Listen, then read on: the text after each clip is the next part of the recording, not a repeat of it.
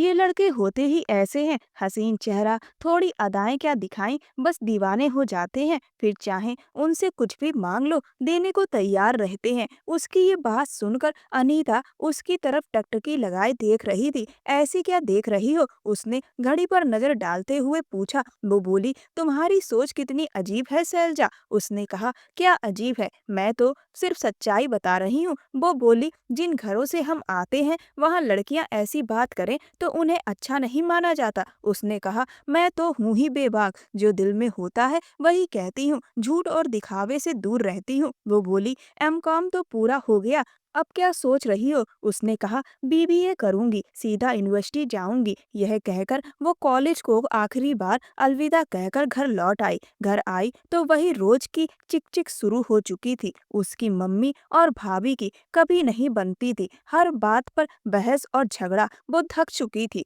इस सब से। उसे देखते ही उसकी मम्मी बोली, आज फिर उस पुष्पा की बच्ची ने मोटी मोटी नान जैसी रोटियां बनाई हैं, मजाल है जो हलक से नीचे उतर जाएं। शैलजा, चल मेरी बच्ची दो फुलके बना दे। उसने कहा, अम्मा मैं तंग आ चुकी हूँ, जब हम सब भाभी की मोटी रोटियां खा ही लेते हैं तो आप क्यों नहीं खा सकती? अभी अभी कॉलेज से लौटी हूँ, आते ही किचन में घुस जाऊं। वो बोली, तुझे तो पता है मुझसे नहीं खाई जाती मोटी रोटियां, चलना बना दे। उसने चिढ़कर कहा, बना लो ना खुद, क्या मुसीबत है? और वो कमरे में आ गई। उसी वक्त बिजली की कटौती शुरू हो गई, पंखा भी बंद हो गया। जितना शोर करता था उतनी हवा नहीं देता था। उसने अपने यूनिफॉर्म का दुपट्टा उतारकर बेड पर फेंका, अलमारी खोली, सूट निकाला और नहाने चली गई। ठंडे पानी ने जान में जान डाली, लेकिन शैम्पू लगाने से पहले ही पानी धीमा पड़ने लगा। फटाफट सिर्फ साबुन लगा के नहा लिया।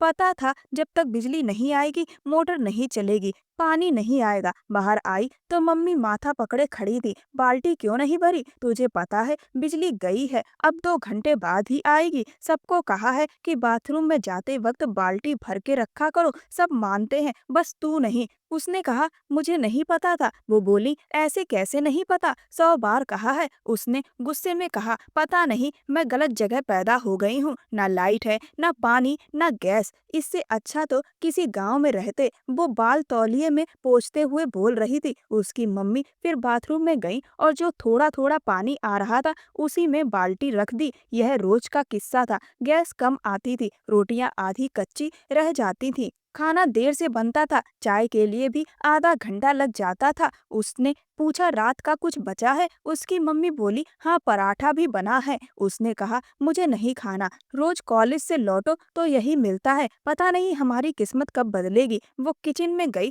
तो भाभी का मूड भी खराब था, ढेर बर्तन पड़े हैं और पानी भी बंद हो गया। उसने अनसुना किया, हॉट पॉट से आधी कच्ची रोटी निकाली, प्लेट में पराठा डाला, फ्रिज से अचार निकाला और ड्राइंग रूम में छोटी सी मेज पर बैठ गई। जैसे जैसे खा रही थी नींद आने लगी। तभी ट्यूशन के बच्चे आ गए, पूरा आंगन भर गया। उसने कुर्सी लगाई और पढ़ाने लगी। एक शिफ्ट गई, फिर दूसरी आई। शाम के 6 बजे जाकर फुर्सत मिली। फिर उसने अम्मा और अपने लिए चाय बनाई। क्या चाय थी, आधा पानी ऊपर से एक घूंट दूध, यही थी उनकी गरीबों की चाय। वो अपनी ट्यूशन की फीस से यूनिवर्सिटी का सेमेस्टर भर रही थी, क्योंकि जानती थी न भाई की तनख्वाह काफी है, न पापा की किराने की दुकान से इतना आता है कि उसकी पढ़ाई चल सके। अम्मा बोली, पेपर खत्म हो गए, अब किचन में भी थोड़ा ध्यान दे। सोच रही हूँ उस पुष्पा का खाना पीना अलग कर दूं, तब जान पड़ेगी कि कम तनख्वाह में गुजारा कैसे होता है। अभी आधे से ज्यादा खर्चा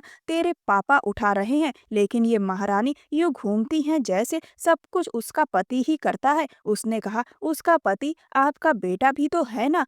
और हाँ, मैं पढ़ाई आगे भी करूंगी। वो बोली, अब क्या पढ़ना है, एमकॉम बहुत है, सरला आंटी से कह दिया है, कोई अच्छा रिश्ता हो तो भेजे। यह सुनते ही उसने घूर के उन्हें देखा। खबरदार अगर सरला आंटी के रिश्तों की बात दोबारा की तो, वो सब अपने जैसे होते हैं और मैं किसी गरीब से शादी नहीं करूंगी, समझी आप? उसकी माँ बोली, हाँ हाँ, तेरे लिए तो रिश्ता किसी बंगले से आएगा, जा जाकर आईने में शक्ल देख अपनी। उसने कहा, हाँ शक्ल ही देख के कह रही हूँ, मेरी शक्ल इतनी अच्छी है कि रिश्ता बंगले से ही आएगा, और देख लेना आएगा जरूर। मैं गरीब के घर में पैदा हुई हूँ, ये मेरे हाथ में नहीं था, लेकिन आगे की जिंदगी मेरे ही हाथ में है। इसीलिए मैं आप लोगों की तरह समझौता भरी जिंदगी हरगिज नहीं जीऊंगी। उसने सख्त लहजे में कहा। उसकी माँ बोली, तू क्या करेगी ये सोच लेना कि आजकल अच्छे घर के लड़कों को सुंदर शक्ल सूरत से फर्क नहीं पड़ता। ये सब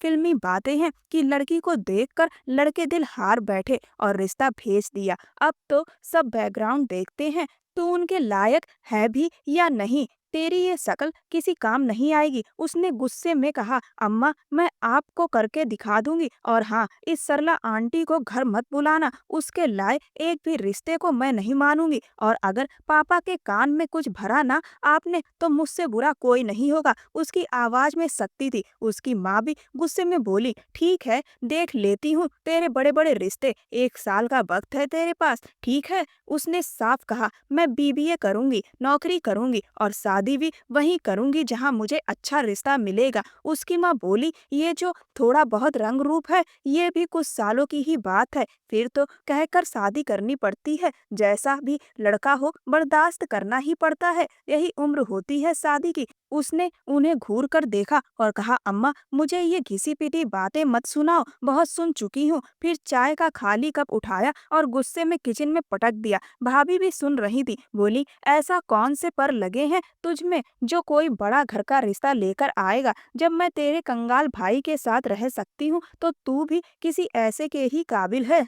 उसने कहा, अपनी जुबान बंद रखो तो ज्यादा अच्छा होगा, मुझे मत छेड़िए। वो हमेशा से साफ बोलती थी, लिहाज रखना सीखा ही नहीं था। जैसे ही यूनिवर्सिटी के एडमिशन खुले उसने बीबीए में दाखिला ले लिया। पहली ही क्लास में समझ आ गया कि कौन अमीर घरों से है और कौन उसकी तरह लो मिडिल क्लास से। उसके जैसे लोगों की शक्लों पर एक अजीब सी मजबूरी की परछाई होती है। उनके पहनावे, उनके दुपट्टों से पता चल जाता है कि वो कहाँ से आते हैं। उसने सोच समझकर दोस्ती अमीर लड़कियों से शुरू की। उसकी दोस्ती सोनिया नाम की लड़की से हुई। पढ़ाई में ज्यादा अच्छी नहीं थी, लेकिन हर दिन अपनी कार में आती थी। धीरे धीरे वो उसके करीब आने लगी, उसके लिए नोट्स बनाने लगी। कई बार उसके असाइनमेंट भी वो ही करती थी। वो पढ़ाई में तेज थी, शक्ल सूरत में भी किसी से कम नहीं थी, बस अपने घर के हालात के आगे हार जाती थी। एक दिन सोनिया बोली, तुम्हारी वजह से मेरी प्रेजेंटेशन इतनी शानदार रही, मेरे जो अच्छे नंबर आए हैं वो सब तुम्हारी मेहनत का फल है। वो मुस्कुराई, अरे छोड़ो, हम दोस्त हैं, इसमें क्या। पर वो जिद पर आ गई। उसने पर्स से पैसे निकालकर उसकी मुट्ठी में दबा दिए। बोली, प्लीज मना मत करना। शायद वो उसके सादे हुलिये से जान गई थी कि वो जरूरतमंद है। उसने थोड़ी झिझक के बाद पैसे रख लिए बिना गिने। घर पहुंचकर जब पर्स खोला तो उसकी आंखें खुली की खुली रह गईं। 2-2 हजार के 10 नोट थे, यानी पूरे 20,000 रुपए। इतने पैसे तो वो महीने भर ट्यूशन पढ़ाकर भी नहीं कमा पाती थी। उसका मोहल्ला छोटा था, सब आमदनी वाले लोग, कोई 500 देता, कोई 200 या 300, कभी 250। जरूरतमंद थी, मना नहीं करती थी। अब पहली बार एक ही बार में 20,000 देखकर दिल बाग बाग हो गया। करीब महीने भर बाद उसकी भाभी की बहन की शादी तय हो गई। सब कुछ जल्दी जल्दी हुआ। पुष्पा भाभी ऐसे इतराती घूम रही थी जैसे उसकी बहन किसी राजा के घर जा रही हो। बोली, देख लो, तुम्हारे जितनी ही है मेरी बहन। रिश्ता आया और झट से तय भी हो गया। उसने हल्के से मुस्कुराते हुए कहा, अरे वाह, बहुत खुशी की बात है। कहाँ रिश्ता तय हुआ भाभी? उसकी आवाज में हल्की सी चुटकी जरूर थी। पुष्पा भाभी कहने लगी, वो हमारे मोहल्ले का जो दूध वाला है ना, उसके छोटे भाई से रिश्ता तय हुआ है। वो जोर से हंस पड़ी। उसके इस तरह हंसने पर भाभी का चेहरा तन गया। पागलों की तरह क्यों हंस रही हो? भौंवे चढ़ाकर उन्होंने पूछा। उसने कहा, वो दूध वाले का छोटा भाई जिसकी तोंद निकली हुई है, जो हर वक्त धोती बनियान पहनकर दूध दही बेचता है। फिर से हंसी छूट गई। गई उसकी। हंसते हंसते पेट पकड़ लिया। पुष्पा भाभी का चेहरा गुस्से से लाल हो गया। बोली, तो फिर तेरे लिए कौन सा नवाब आने वाला है? अब तक किसी ने पूछा भी है तुझे? उसने हाथ जोड़कर कहा, ऐसे पूछने वालों से बच के ही रहूं। फिर बोली, जब मेरा रिश्ता आएगा ना तो पूरे मोहल्ले की औरतें आप भी दांतों तले उंगलियां दबा लेंगी। खैर, शादी में तो जाना ही था और वो अपने पुराने कपड़े पहनने के मूड में नहीं थी। भाई ने भाभी के लिए सिर्फ एक साड़ी खरीदी थी जो उन्होंने बारात पर पहनना था, लेकिन वो नहीं चाहती थी कि भाई की शादी में पहना हुआ कपड़ा उन्हीं की साली की शादी में दोबारा पहने। ऐसी शर्म तो भाभी को होनी चाहिए थी, लेकिन उन्हें कोई परवाह नहीं थी। मेहंदी का फंक्शन तो जैसे बस नाम का ही था, असली शादी का मुख्य फंक्शन था। उसने उदासी से सोनिया से बात की। बोली, सोनिया, मेरी भाभी की बहन की शादी है, लेकिन मेरे पास नए कपड़े नहीं है। क्या तुम्हारे पास कुछ फैंसी कपड़े होंगे?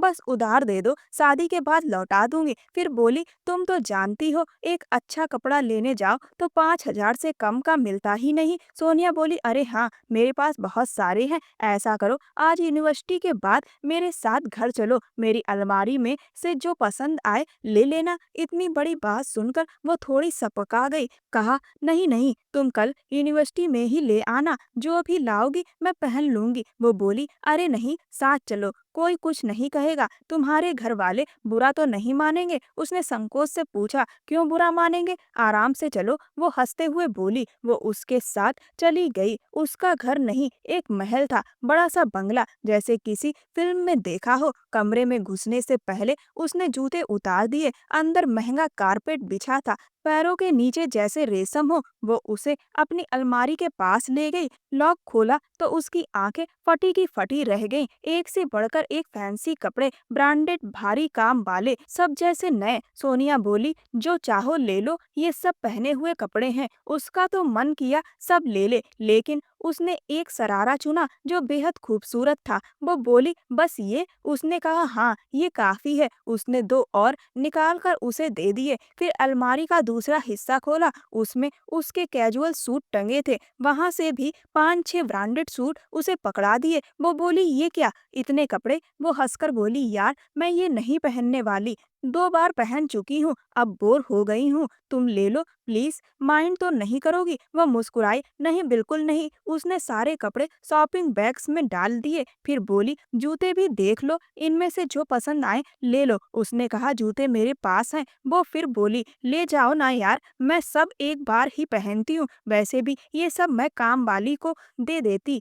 वो थोड़ी चुप रही, लेकिन मन में सोच रही थी, जब उसे ये सब वैसे भी देना है तो क्यों ना वो ही रख ले। उसने 3 जोड़ी जूते चुन लिए जो शादी के फंक्शन के हिसाब से एकदम ठीक थे। सोनिया में कोई खास सुंदरता नहीं थी, रंग हल्का सा सांवला, चेहरा आम, पर पहनावे और स्टाइल से उसकी पर्सनालिटी में अलग ही रौनक थी। अगर वही कपड़े वो ना पहने और उसकी तरह साधारण कपड़े पहने तो शायद कोई पलट कर भी ना देखे, लेकिन उसके पास दौलत थी और वही उसकी पहचान बन गई थी। उसने उसे मेकअप भी वैसे ही पकड़ा दिया। अब उसके पास अच्छा खासा सामान हो गया था। उसने कहा, अच्छा, ये जो फैंसी कपड़े हैं मैं तुम्हें कुछ दिन में लौटा दूंगी। वो बोली, क्यों? उसने कहा, अरे साफ बात है, इतने महंगे कपड़े हैं तुम्हारे, मुझे तो बस पहनने ही हैं। वो बोली, अरे नहीं यार, तुम रख लो, मैं तो वैसे भी सिर्फ एक बार पहनती हूँ, फिर ये अलमारी में पड़े रहते हैं या नौकरानी को दे देती हूँ। एक बार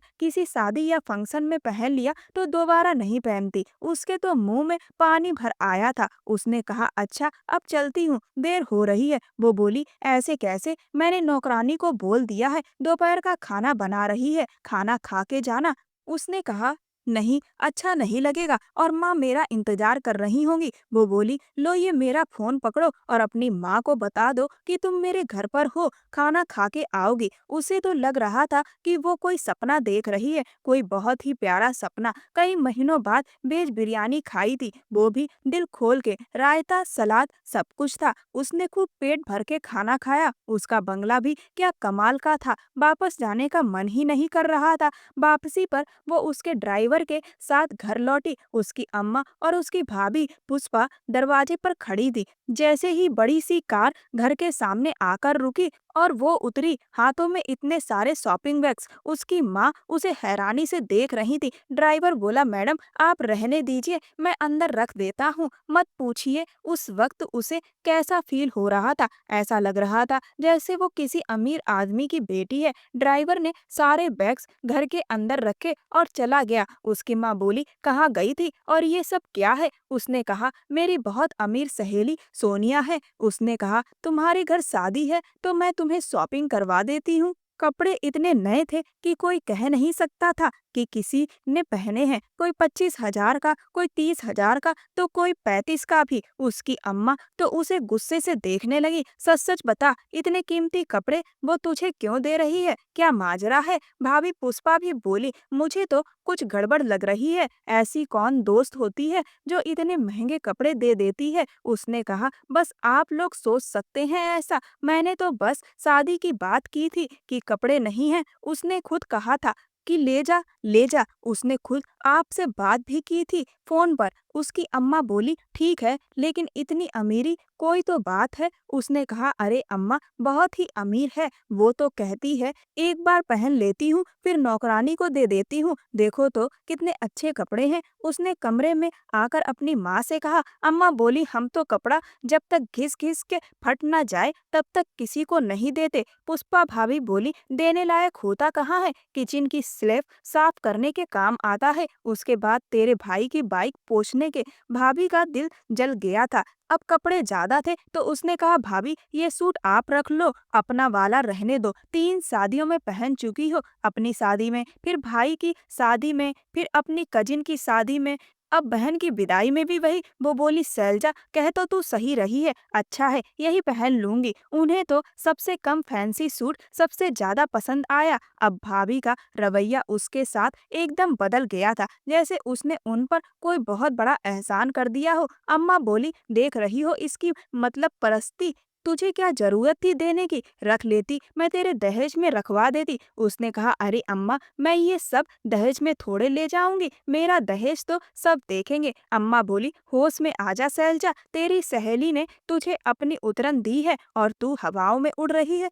खैर शादी के दिन जब वो तैयार होकर गई तो लड़कियां लड़कों की भी नजरें उस पर टिकी थी। मेहंदी का छोटा सा फंक्शन था, सिर्फ भाभी के रिश्तेदार आए थे और वो पीले रंग के सूट में सच में जल परी लग रही थी। दुल्हन से ज्यादा तो वो खूबसूरत लग रही थी। और वहीं पर सबके सामने उसने म्यूजिक चलवाया और नाचना शुरू कर दिया। उसे पता था वहाँ लड़कियों के साथ साथ कुछ लड़के भी हैं, कुछ मोहल्ले के, कुछ उनके रिश्तेदार। सबके सब तो बस उसे देख रहे थे, जैसे सांसें रोक ली हो। शादी में सबकी निगाहें उस पर थी। जैसे ही शादी खत्म हुई उसकी माँ ने वो सारे सूट अच्छे से पैक करके अटैची में रख दिए। उन्हें पता नहीं क्यों लगता था कि सैलजा की शादी किसी आम घर में होगी। शायद उन्हें उसके ऊंचे ख्वाबों पर भरोसा नहीं था, लेकिन सैलजा को था। कुछ ही दिनों बाद उसकी भाभी अपने पड़ोसी के बेटे शैलेश का रिश्ता उसके लिए लेकर आ गई। बोली, लड़का अच्छा कमाता है।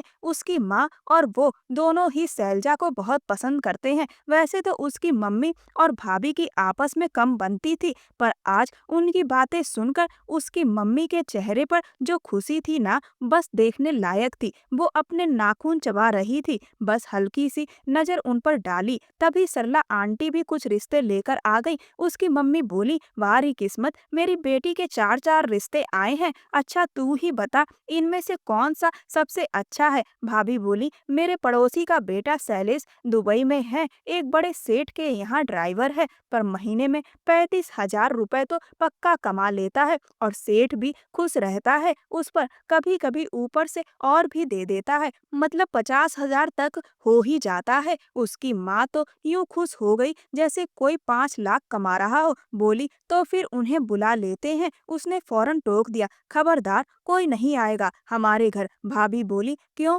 इतना अच्छा लड़का है, अच्छा कमाता है, तुम्हारे भाई से तो दुगनी तनख्वाह है। उसने कहा हाँ, लेकिन मेरे स्टैंडर्ड के हिसाब से नहीं है। मैं किसी ड्राइवर से शादी नहीं करूंगी। मेरी दोस्त का ड्राइवर मुझे मैडम जी कह रहा था और मैं अपनी जिंदगी किसी ड्राइवर के साथ बिताऊं, सवाल ही नहीं उठता। उसकी मम्मी की आंखें फैल गईं। बोली तो क्या आसमान से कोई राजकुमार उतरेगा? उसने कहा नहीं, जमीन पर ही मिलेगा, लेकिन किसी थर्ड क्लास से नहीं। उसकी मम्मी बोली कहाँ की महारानी है तू? किस बात का घमंड है तुझे? वो बोली मुझे किसी गरीब घर में नहीं जाना। 25,000, 30,000, 50,000 ये मेरे पैमाने नहीं है। मैं अपनी जिंदगी का फैसला खुद करूंगी। किसी और को मेरी चिंता करने की जरूरत नहीं है। उसने इतना कहा और फिर नाखूनों पर नेल पॉलिश लगाने लगी। उसकी मम्मी बोली तू आज जो आसमान में उड़ रही है ना, यही उड़ान चंद सालों की बात है। बाद में रोती फिरेगी, कोई अच्छा रिश्ता नहीं आएगा फिर। भाभी बोली रहने दो मम्मी, इसका दिमाग तो बहुत बिगड़ गया है। न जाने किस किस ख्वाब में जीती है। हम लोगों ने तो चुपचाप कम तनख्वाह में भी शादी कर ली। वो बोली आप लोगों ने जो सोचा वो आपको मिल गया, लेकिन मैं बड़ा सोचती हूँ। मुझे सब कुछ बड़ा चाहिए और मिलेगा भी। देख लीजिएगा। यूनिवर्सिटी में सोनिया बड़ी परेशान थी। कहने लगी पेपर्स आने वाले हैं और मेरे कई असाइनमेंट अधूरे हैं। उसने कहा तो तू क्यों टेंशन ले रही है, मैं कर दूंगी। वो बोली लेकिन अगर सर ने कुछ पूछ लिया तो? फिर बोली ऐसा कर, तू अपनी माँ से पूछ ले, पेपर्स तक तू मेरे घर रह ले, हम मिलकर पढ़ लेंगे। उसके तो सुनते ही जैसे फूल खिल गए हो। उसने अपनी माँ से तो जैसे तैसे मिन्नतें करके इजाजत ली। पापा को भी मनाया। बोला बहुत अच्छे लोग हैं, शरीफ हैं, पढ़ाई अच्छी होगी वहाँ। सोनिया खुद उसे लेने आई थी। वो उसके सारे असाइनमेंट बनाती, समझाती भी, साथ में यूनिवर्सिटी भी जाती। वो दिन किसी ख्वाब से कम नहीं थे। उसके कपड़े पहनकर वो बहुत सुंदर लगती थी।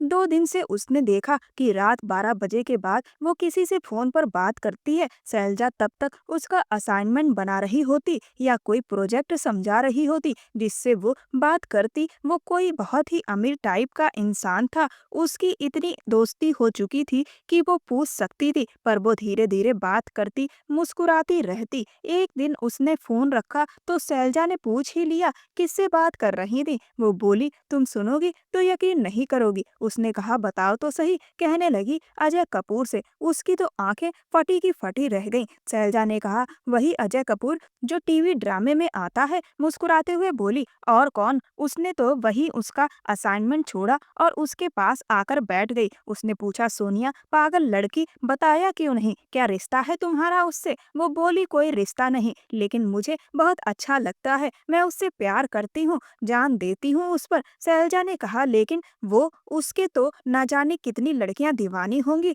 वो बोली होंगी, लेकिन मैं उससे बात करती हूँ। उसने कहा कैसे दोस्ती हुई? तो उसने बताया मेरे पापा बहुत बड़े बिजनेसमैन हैं। उनके एक प्रोडक्ट की मॉडलिंग के लिए अजय को बुलाया गया था। तब मैं शूटिंग पर गई तो पापा के कहने पर उसने मेरे साथ सेल्फी ली, बात की। मैंने नंबर मांगा, उसने दे दिया। फिर पापा से भी उसने कहा अगर किसी और ऐड के लिए बुलाना हो तो बताइएगा। पापा से उसकी अब अच्छी जान पहचान है। पता है एक बार मेरे कहने पर पापा ने अजय कपूर को घर पर चाय पर बुलाया था। वो हमारे घर चाय पीने आया था। यह सुनकर शैलजा तो जैसे खुशी से पागल हो गई थी। उसने सोनिया से कहा यार प्लीज मेरी उससे एक मुलाकात करवा दो ना। वो हंसते हुए बोली बस अगर मेरी उससे शादी हो जाए फिर मैं तेरी जितनी चाहे उतनी मुलाकातें करवा दूंगी। उसे तो अब भी यकीन नहीं हो रहा था कि ऐसा हो रहा है। उसने कहा तब की तब देखी जाएगी, तू अभी तो घर पर बुला उसे। सोनिया बोली ठीक है,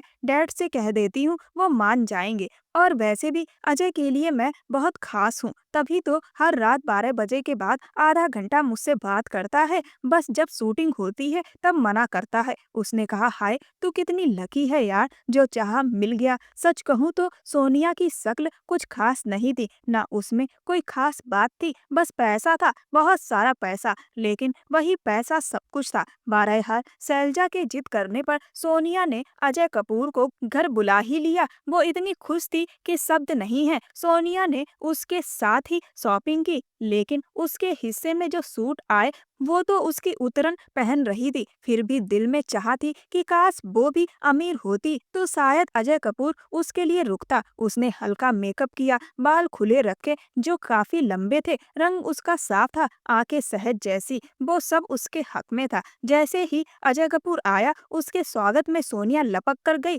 दोनों ने हल्के से गाल छुए, बस जरा सा फासला था। फिर उसने उसके कंधे पर हल्के से हाथ मारा और बोला, how are you Sonia. Sonia ने हंसकर कहा, आई एम फाइन अजय, आप कैसे हैं। वो बोला, फर्स्ट क्लास। तभी उसकी नजर शैलजा पर पड़ी और फिर पलटना भूल गया। 2 मिनट तक बस उसे देखता रहा। सोनिया ने उसकी नजरें भांपी और कहा, सी इज माई फ्रेंड शैलजा। उसने उसकी ओर हाथ बढ़ाया, वो तो खुशी से फूल गई। जल्दी से उसका हाथ थामा और बोली, मैं आपकी बहुत बड़ी फैन हूँ। वो हंसते हुए बोला, वो तो आधा भारत बोलता है, कुछ नया बोलो। बातों का ज्यादा हिस्सा सोनिया के साथ था, लेकिन उसकी नजरें बीच बीच में उस पर भी टिक जाती थी। वो कम ही बोल रही थी, सिर्फ मुस्कुरा रही थी। वो मुश्किल से 1 घंटा बैठा था, फिर बोला, ठीक है सोनिया, अब चलता हूँ। यकीन मानो शूटिंग छोड़ के आया हूँ क्योंकि तुमने बुलाया था। वो सोच रही थी कि ये लड़की इतनी किस्मत वाली कैसे हो सकती है कि एक हीरो उसके लिए शूटिंग छोड़कर आ जाए।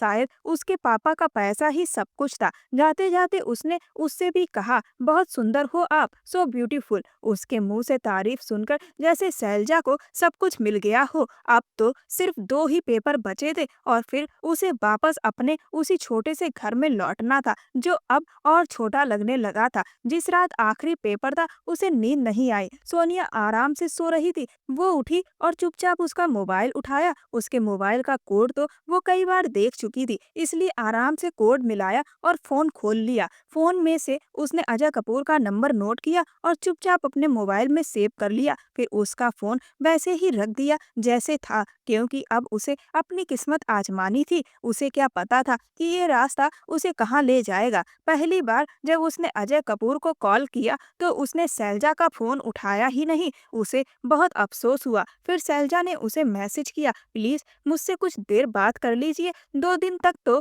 उसका कोई जवाब नहीं आया। वो लगातार उसे मैसेज करती रही। आखिर एक बार उसने तंग आकर जवाब दिया, आप क्यों मुझे परेशान कर रही हैं। शैलजा ने लिखा, मैं आपकी बहुत बड़ी फैन हूँ। उसने जवाब दिया, फैन हो तो क्या कर सकती हो मेरी खातिर। उसने लिखा, आप जो कहें वो करूंगी, बस कुछ देर मुझसे बात कर लीजिए। वो बोला, अगर बात कर लूं तो क्या मेरी जान छोड़ दोगी। वो हंसने लगी, नहीं, शैलजा जिससे मोहब्बत कर ले उसे छोड़ती नहीं, और आप तो मेरे इश्क हो। उसकी बात सुनकर उसने पहली बार कॉल किया। फोन पर आते ही बोला, ए लड़की, क्या मामला है तुम्हारे साथ। वो बोली, मरीज इश्क का हूँ और आपकी बातों में ही दवा है। वो हंस पड़ा, बोला, ऐसे डायलॉग्स तो रोज सुनता हूँ मैं, असर नहीं होता अब मुझ पर। बहुत लड़कियां मरती हैं मेरे पीछे। उसने कहा, तो फिर सोनिया में ऐसी क्या बात है जो आप उसके घर तक पहुंच जाते हो। मैं उससे कई ज्यादा खूबसूरत हूँ। वो थोड़ा चौंका और बोला, तुम कौन हो।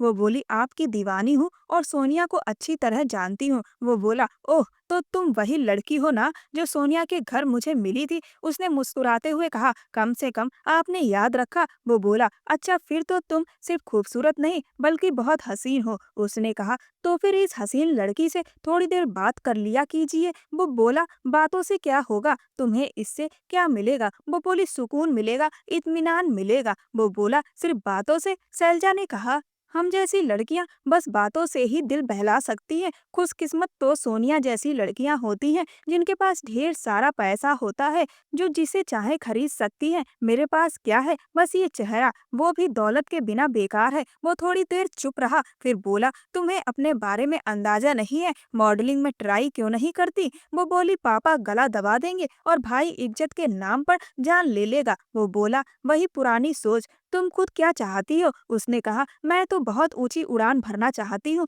दूर दूर तक जाना चाहती हूँ, बस कोई साथ देने वाला हो। बस फिर क्या। अजय कपूर से अब उसकी रोज बात होने लगी। एक बार जानबूझकर उसने 3 दिन तक उसे फोन नहीं किया, तो चौथे दिन उसका कॉल आ गया। उसने कहा, कहाँ गायब हो गई थी, फोन क्यों नहीं किया। वो बोली, क्या आपने मुझे मिस किया। वो बोला, बहुत ज्यादा, तुमसे बात किए बिना नींद नहीं आती। शैलजा ने कहा, तो क्या अब मैं सोनिया से ज्यादा अहमियत रखती हूँ। वो बोला, सोनिया क्या चीज है, उसका बाप मुझे बस अपने प्रोडक्ट का ऐड करवा देता है, अच्छा पैसा दे देता है बस, लेकिन जो बात तुम में है वो उसमें कहाँ। वो तो खुशी से फूली नहीं समा रही थी। फिर एक दिन उसने कहा, हम मिल सकते हैं। शैलजा ने कहा, क्यों नहीं, बताइए कहाँ। वो बोला, होटल में, कमरा नंबर 17, कल दोपहर 2 बजे। यह सुनते ही उसका दिल जोर से धड़कने लगा। वो चुप रही। उसने उसकी खामोशी को समझते हुए कहा, लगता है अब भी तुम मुझे बस एक स्टार समझती हो,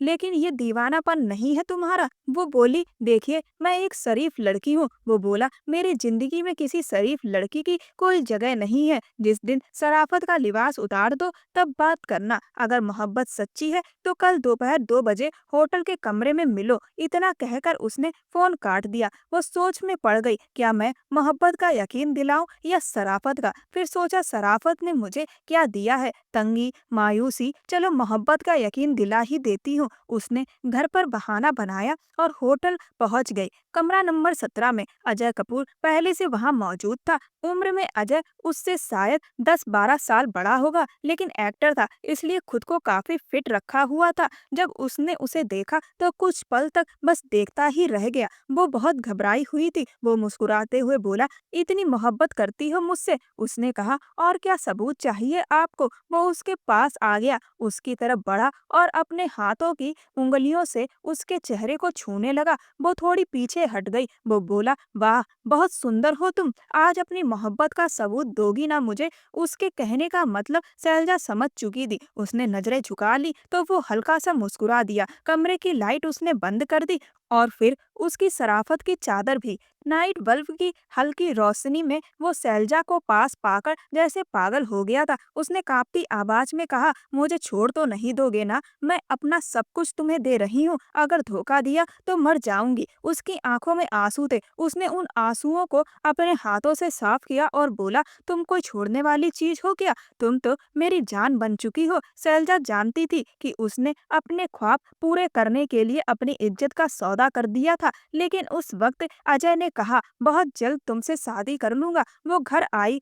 जाते जाते वो उसे अपनी सोने की चैन दे गया जो उसने छुपा कर रख ली। कुछ दिन बाद फिर उसका फोन आया, कहने लगा, तुम्हारा साथ, वो पल सब याद आ रहे हैं, जैसे कोई नशा कर लिया हो। लगता है तुम्हारे हुस्न ने मुझे बांध लिया है। शैलजा ने कहा, मैंने अपनी मोहब्बत का सबूत दे दिया, अब आपकी बारी है। वो बोला, ठीक है, अपने घर का पता दो। उसने पता बता दिया। जब वो उसके घर आया तो पूरा मोहल्ला खिड़कियों से झांक रहा था। आते ही उसने सीधे उसके परिवार से उसका हाथ मांगा। पापा, भैया, भाभी सब हैरान थे। शैलजा की माँ बोली, हम अपनी बेटी की शादी कैसे किसी टीवी एक्टर से कर दें, और वो भी वो सोनिया का दोस्त है। शैलजा ने कहा, अगर आप नहीं मानेंगे तब भी मैं उससे शादी करूंगी। वो इज्जत से रिश्ता मांग रहा है और मैं उसे मना नहीं कर सकती। उसने साफ साफ कह दिया, मैं घर से भाग जाऊंगी अगर आपने मेरी शादी उससे नहीं की। आखिरकार बहुत बहस के बाद उसकी शादी अजय से कर दी गई और उस दिन मोहल्ले की सब औरतें अपने दांतों तले उंगलियां दबा रही थी। वो दुल्हन बनकर जैसे कोई परी लग रही थी। वो बहुत खुश थी। उसकी वो पुरानी गरीबी से भरी जिंदगी खत्म हो चुकी थी, जैसे किसी बुरे ख्वाब से जाग गई हो।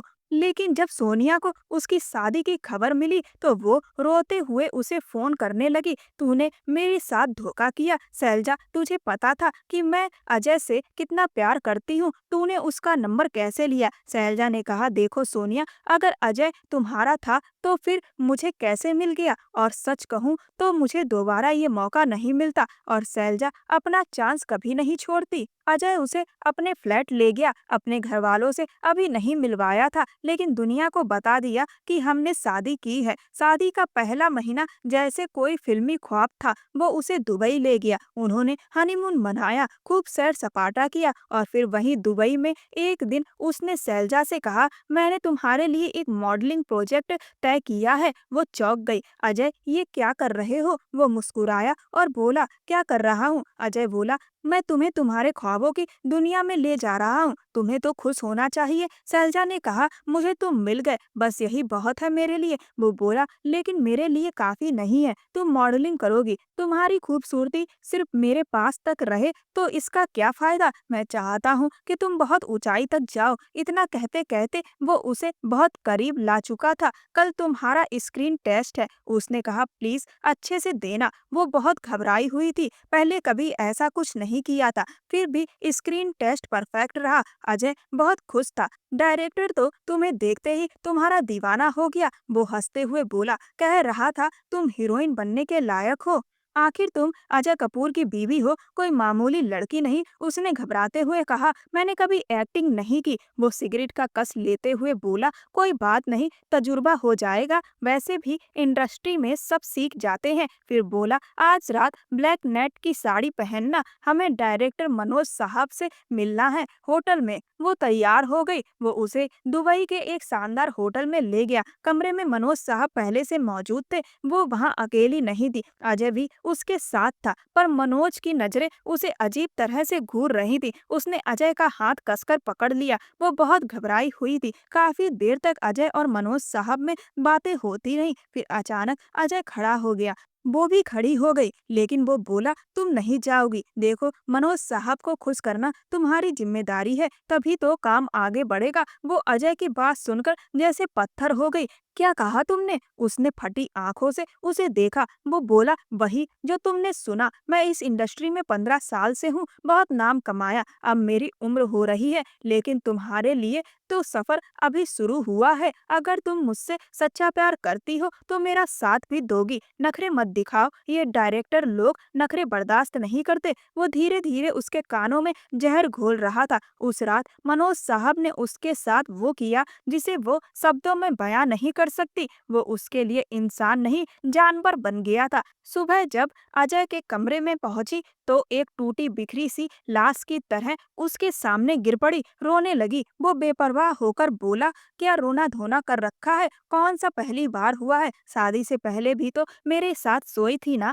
शैलजा ने उसकी तरफ गुस्से से देखा। उसने शैलजा की गर्दन पर होंठ रख दिए और बोला, अब ज्यादा नखरे मत कर। जब औरत एक बार अपनी शराफत उतार देती है तो फिर फर्क नहीं पड़ता कब और कितनी बार उतारी। उसे झटका लगा। उसने उसे दूर धक्का दिया। अजय ने उसे महंगे होटल्स में खाना खिलाया, शॉपिंग करवाई, लेकिन जो सबसे जरूरी था, इज्जत, वो छिन गई थी। उसने मजबूरी में मॉडलिंग शुरू कर दी।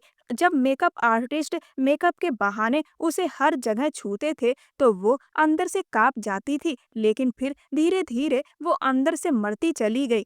अब अजय को ज्यादा काम नहीं मिलता था, लेकिन उसे मिलने लगा। एक से एक बड़े हीरो के साथ वो काम कर रही थी और अजय हंस रहा था। सोशल मीडिया पर उसके अफेयर की चर्चाएं आम हो चुकी थी। वो बदनाम हो रही थी, लेकिन अजय को कोई फर्क नहीं पड़ता था, बल्कि वो खुश होता था जब उसका नाम किसी और हीरो के साथ जोड़ा जाता। वो उससे कहता, चलो पब्लिसिटी तो हो रही है। वो सोचती, क्या यही मर्द है? इसमें गैरत नाम की कोई चीज बची है? शैलजा एक बड़ी हीरोइन बन चुकी थी और अजय से वो अब बेइंतहा नफरत करने लगी थी।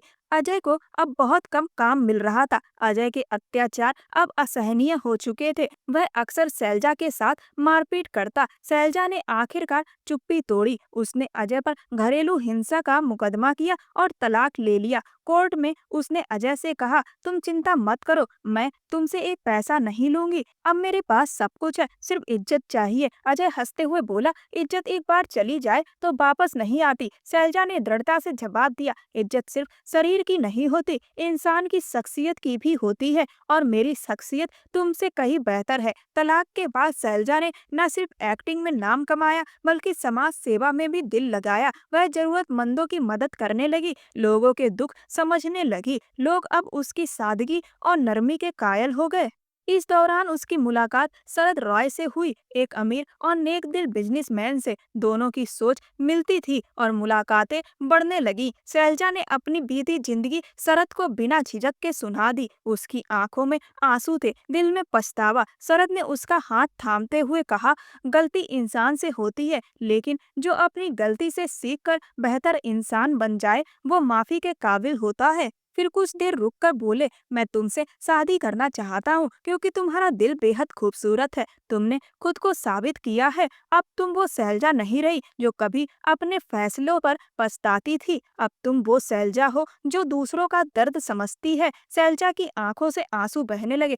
उसने शरत का प्रस्ताव स्वीकार कर लिया। दोनों ने शादी की और समाज के लिए काम करते हुए एक सम्मानजनक और प्यार भरा और खुशहाल जीवन शुरू किया। शैलजा आज अपनी किस्मत पर बहुत नाज करती कि उसकी किस्मत में अगर गिरना लिखा था तो उठना भी लिखा था। जिस किस्मत ने उसे धोखेबाज अजय दिया, उसी किस्मत ने उसे शरत के रूप में सच्चा प्यार दिया। आज वो अपनी जिंदगी में बहुत खुश है। कई लोग इस तरह की परिस्थितियों में टूट जाते हैं, लेकिन शैलजा ने अपनी गलतियों को अपनी ताकत में बदला। उधर अजय कुमार का जीवन पूरी तरह तबाह हो चुका था। कई लड़कियों के साथ उसने धोखा किया था। उनमें से कुछ ने उसके खिलाफ केस कर दिए थे। बदनामी और कानून की मार ने उसका करियर बर्बाद कर दिया। शैलजा ने सोनिया से अपने किए की माफी भी मांगी थी। सोनिया ने कहा कि मैंने तुम्हें कई महीने पहले ही माफ कर दिया था क्योंकि तुम्हारी शादी के कुछ महीने बाद ही मुझे पता चल गया था कि अजय एक बहुत ही बेहुदा किस्म का इंसान है और तुमने मेरे साथ गलत किया। लेकिन तुम्हारी उस गलती की वजह से मेरी जिंदगी बच गई, इसीलिए मैंने तुम्हें माफ कर दिया था और मैं अपनी जिंदगी में आगे बढ़ गई थी और आज एक बहुत अच्छी खुशहाल जिंदगी जी रही हूँ। तुमसे बस यही रिक्वेस्ट है कि सच्चे दोस्तों को अपने लालच के लिए धोखा मत देना। पैसा जीवन के लिए जरूरी है, लेकिन उससे ज्यादा जरूरी है उसे कमाने का तरीका। किसी के झूठे सपनों में फंसकर अपनी इज्जत को दांव पर ना लगाएं। मेहनत करें, आत्मनिर्भर बने और एक अच्छा जीवन खुद बनाएं। इज्जत केवल शरीर की नहीं होती, इंसान की सोच, कर्म और व्यवहार उसकी असली पहचान होते हैं। और अगर जिंदगी में कोई ऐसा साथी मिल जाए जो आपको सम्मान दे, आपके अतीत को समझे और आपके साथ कंधे से कंधा मिलाकर चले, सच्चा प्यार करे, तो उसे जरूर अपनाएं क्योंकि जिंदगी तभी खूबसूरत होती है जब उसमें प्यार, पैसा, इज्जत और सुकून साथ हो। बंगला हो या झोपड़ी, खुशियाँ और सुकून तभी होता है जब उसमें रहने वाले लोग बेहतर हों। आपको यह कहानी कैसी लगी मुझे कमेंट सेक्शन में जरूर बताएं। कहानी पसंद आई हो तो चैनल को सब्सक्राइब कर वीडियो को लाइक कर दें और वीडियो को ज्यादा से ज्यादा शेयर करें। यह कहानी पूर्णतः काल्पनिक है। मिलते हैं अगली कहानी में, तब तक के लिए धन्यवाद।